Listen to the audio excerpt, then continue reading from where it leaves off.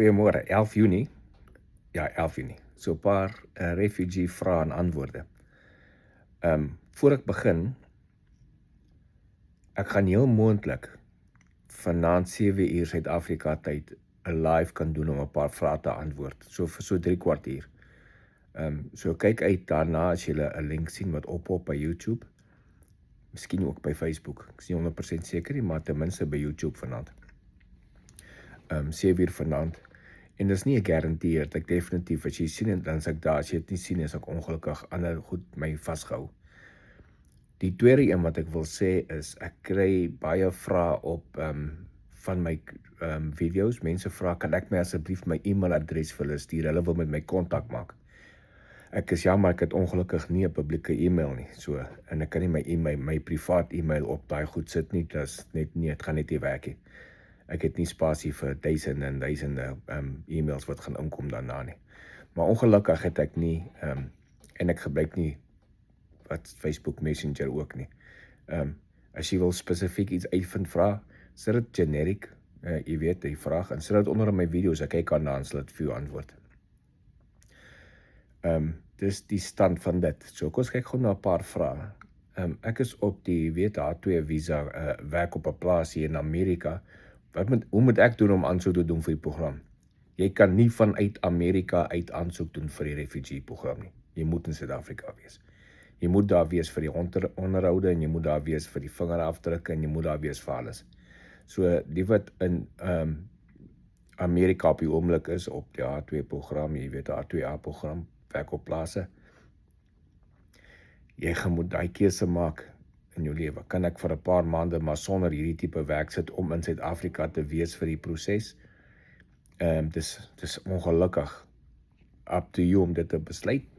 En soos ons weet, kan die proses maande vat. Dit is nie noodwendig net in 'n paar weke klaar nie. So dis 'n rowwe besluit wat jy sal moet maak, wat definitief 'n impak op jou lewe kan hê, want as jy nie hier is vir die plaaswerk nie, kan jy nie geld maak nie.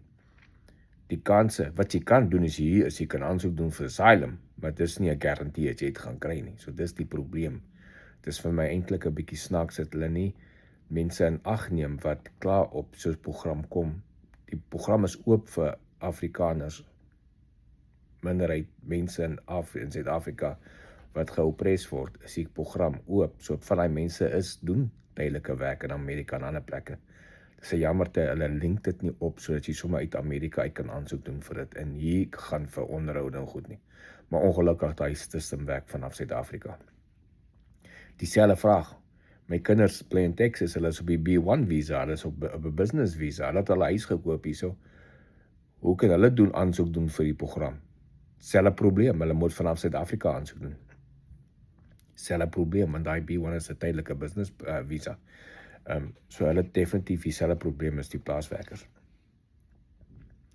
As die program vandag stop, sal hulle die wat nog in proses was voltooi of wat? Nee, dit hang alles af van baie dinge. As die president Trump besluit, okay, hy het nou genoeg gehad, die program stop vandag, kan hy dit so stop dat dit stop, met ander woorde, stop, elke ding. Die wat nog nie deur is in die bad luck, die wat al ver in hulle proses is, alles stop. Of ek kan sê, die program stop vandag, jy vat my geen meer verdere aansoeke nie, en proses die wat nog in die proses is deur.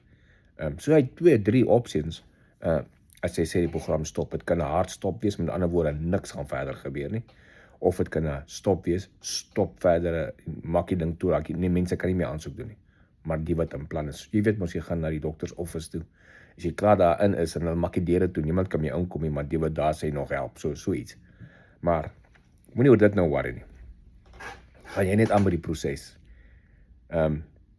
tot hulle eendag besluit die program stop, of tot hulle hom verder uitbrei.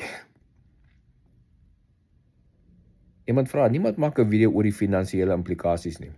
Vertel ons presies wat gaan aankom, want julle wat al lank daar is, kry $20,000 'n maand of so iets, jy weet, $10,000, $20,000 'n maand, ons wat daar kom het nou weer onder begin, en hoe gaan ons survive en al die. Niemand kan so 'n video maak nie. Niemand nie. Want dit gaan jou vals hoop gee, vals inligting. Elke keuse is individual.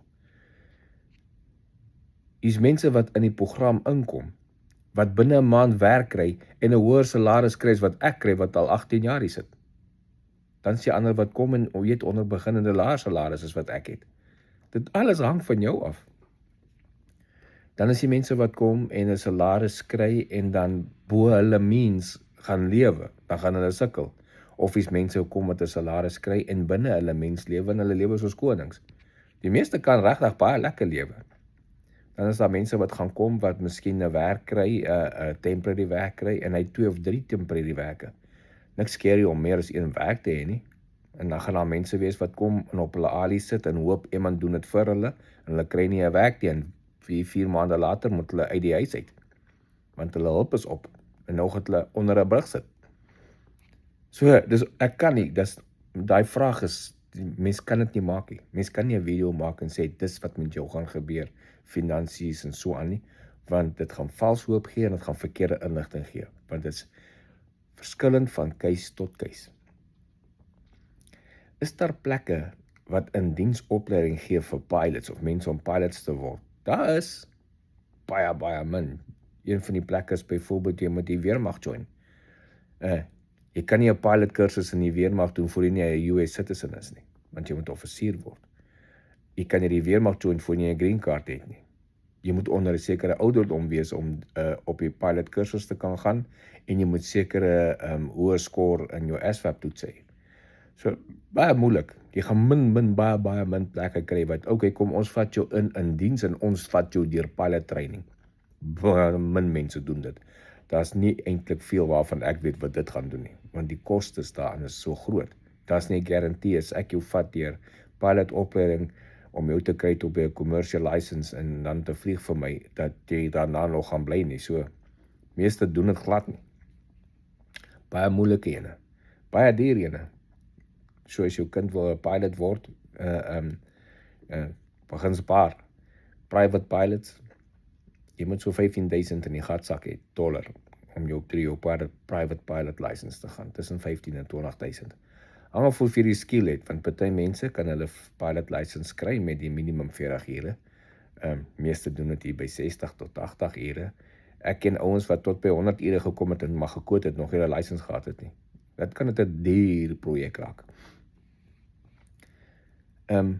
In die onderhoud wat ons moet gaan, daar by USCIS se onderhoud, gaan die kinders gepush word vir politieke vrae en al hierdie ding. Hulle gaan nie die kinders druk vir politieke vrae nie. Daar gaan vrae wees. Daar kan politieke vrae uitkom.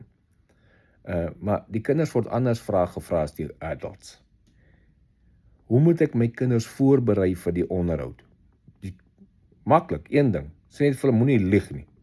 Dis al. So, nou hoop ek, jy het nie in die huis baie stond gepraat nie, en die kinders hoor wat jy praat oor goed wat dalk vals is en so, en dis al wat hulle ken nie. So, sê net vir die kinders, nee, hulle moet net ernstig, eerlik respond. Hulle gaan nie sulke tipe vrae vir kinders vra wat hulle vir groot mense vra nie. Veral die kleiner kinders. So, wat se vrae hulle tipe vrae wat hulle vra? Niemand weet nie. Wel, die wat daar deur is weet. Maar is verskillend van gesin tot gesin. So ongelukkig, daar is nie regtig iets wat jy kan gaan nou en vir die volgende paar weke jou kinders voorberei vir hierdie onderhoud nie. Want jy weet jy wat se vrae jy gaan kry nie. Al wat ek kan sê, is dat maak hulle sê vir hulle wat op jou hartjie is en dan moenie oor iets jok nie. Dis al. So jy ook, die adults wat in die prosesse gaan. As hulle jou goed vra oor spesifieke goed, dan weet hulle gewoonlik klaar die antwoord. Hulle kyk net op wat is jou respons daaroor. So hou dit maar eerlik. En soos ek gesê het al vorige keer, ongelukkig as jy skeletons in die closet gehad het, gaan dit met hierdie proses uitkom. Maar dit beteken nie jy gaan gediskwalifiseer wees nie. Wees net daar oop en eerlik met jou goeders. En jy behoort fyn te wees. Dis dan nou, vir vandag se vrae en antwoorde, kyk maar uit. As ek 'n kans het, sal ek vanaand 7 uur 'n vinnige live doen om vrae en antwoorde te gee. Geniet die dag verder. Cheers.